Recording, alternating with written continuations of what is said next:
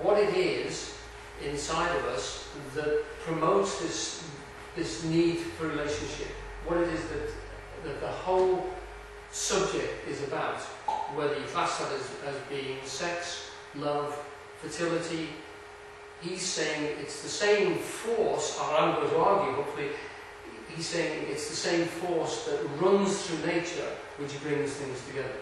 And it's a force which is to do with creating fecundity, abundance, and expansion.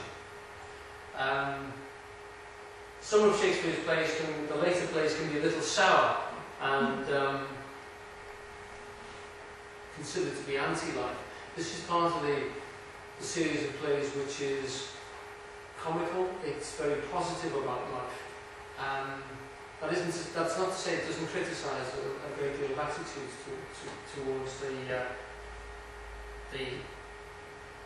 shall we say, the social mores that were going on around him. Okay, I will continue. Theseus, Duke of Athens, and Hippolyta, his fiancée, discussed their wedding to be held in 4 days, under the new moon. Impatient for the event, and in a celebratory mood, Theseus orders Philostrate, who's like a butler and like a herald, Philostrate, to stir up the Athenian youth to merriments, to devise entertainments with which the couple might pass the time until their wedding. Now, Hippolyta was considered to be, it's one of the names for the Queen of the Amazons. So she is supposed to be an Amazon wench. This Theseus is the same Theseus who killed the Minotaur. He's credited with establishing Athens as the greatest city in Greece. Again, remember, it's a city-state. The other ones like Sparta and Thebes were other city-states alongside. They were competitors and they were also allies when it came to war with larger enemies. He is known as a philanderer, shall we say, or a ravisher, is actually what one of the characters in the play later calls it. He's had a series of relationships, including wives and non-wives, and he's brought this one back and he's going to marry her. Now, this is one of the relationships. You've got Theseus and Hippolyta. With Shakespeare, you often get picture framing. The big frame in this play is the marriage of Theseus to Hippolyta. That's the big story. It's that big, we lose it soon and we go taken into another story completely. But that's going to be at the beginning and it's going to be at the end. So it frames the whole device. So the whole thing is about marriage. We're waiting for marriage to happen. Theseus starts off the play, and we're going to see it in the film and discuss it in a minute, by saying, I'm impatient to be married. Okay? So he's talking about the fact that his relationship to Hippolyta, which must be strained. He's captured her. He's brought her back to Athens. He's going to marry her. Against her will, not against her will, we don't know. Shakespeare presents it as a wooing. But the details of it, which a lot of the audience would have known, are that she's a captive and he's brought her back to marry her. And they're just waiting for the ceremony to happen. Okay? Theseus promises Hippolyta that though he wooed her with his sword, he will wed her with pomp, with triumph and with revelry. In other words, he's going to do the right thing. He's going to marry her properly in front of everybody in the city. And then, that being established, which only takes about a page of dialogue, immediately we go into the story, which is what takes over. Aegeus, a citizen of Athens, strides into the room, followed by his daughter Hermia, and Athenian youths, Lysander and Demetrius. So Aegeus comes in, just a noble citizen, comes in with his daughter, floods of tears, and there's Lysander and Demetrius, two guys. Aegeus has come to petition Theseus with a complaint that his daughter is refusing to marry the man that he wanted to marry. So here's another relationship. The daughter, Hermia, has got two chaps tied after her. One, Demetrius, that the father thinks is a good bet, and the other one, Lysander, that Hermia actually loves.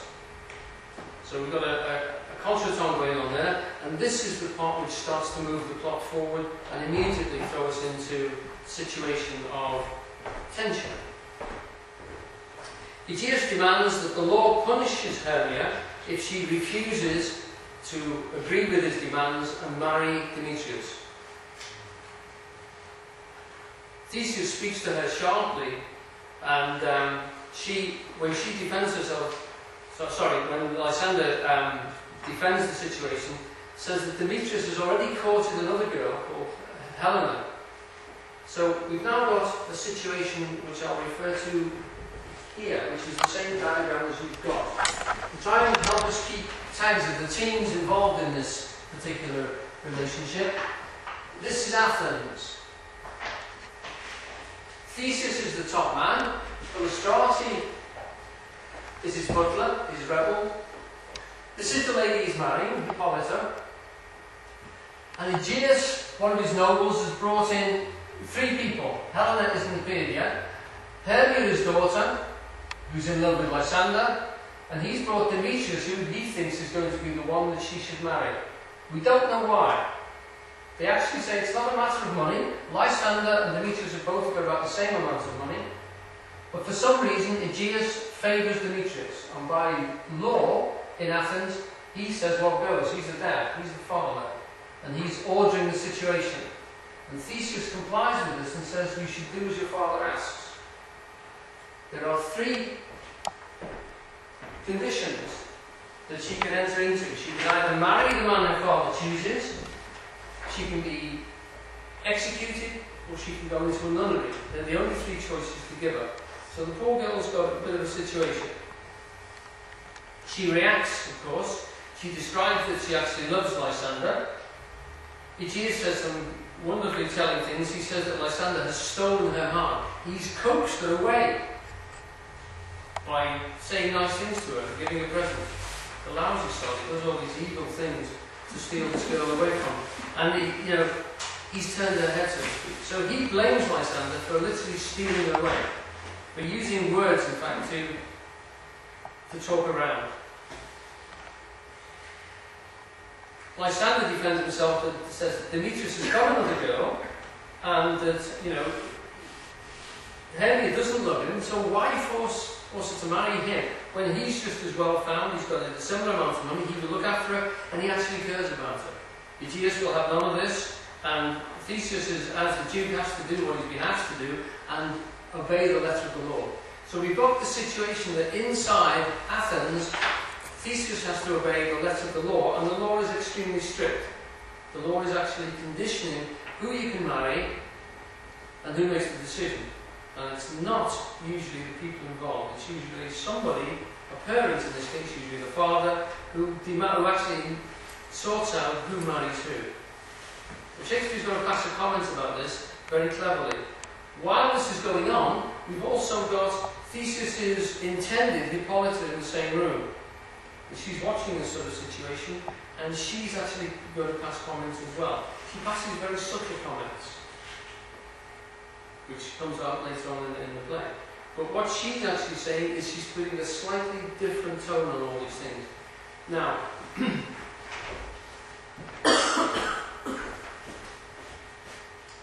what I'm suggesting here is that this is the daylight order of the city. And I've drawn this on the diagram as such. We have here literally the city, wakefulness, the organised structure of what's going on. It's the temporal order. And in this, Theseus is the boss man. Everybody does as he says. But he is actually obeying the laws of Athens. This is an ordered, civilized society. And it doesn't seem to be working in this situation. Shakespeare is suggesting that. Don't forget, the guys he was talking to lived in a similar state just like this. Most of them would have told their daughters who they were going to marry as well. So he's talking very subtly to people. He can't just go stand up and say, this doesn't work. What he says is, let's watch how this unfolds. And he puts Theseus is the Duke, but he's a very sympathetic Duke. He isn't the character of the myths. He isn't the ravisher and the Minotaur slayer. He's quite a considered character when you really listen to the way he speaks. So what we're going to do now is listen to the way he speaks. If you will you turn to the back pages of your song sheets.